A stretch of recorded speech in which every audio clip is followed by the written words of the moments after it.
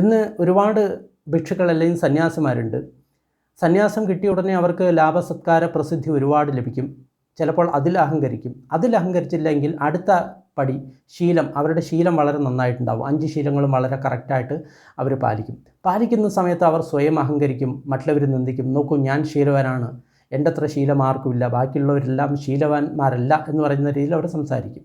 കുറച്ചുകൂടി കഴിഞ്ഞാൽ അവർക്ക് സമാധി, അതായത് ധ്യാനം വളരെ നല്ല രീതിയിൽ അവർ ചെയ്യാൻ പറ്റും. ആ സമയത്ത് അവർക്ക് അഹങ്കാരം ഉണ്ടാവും.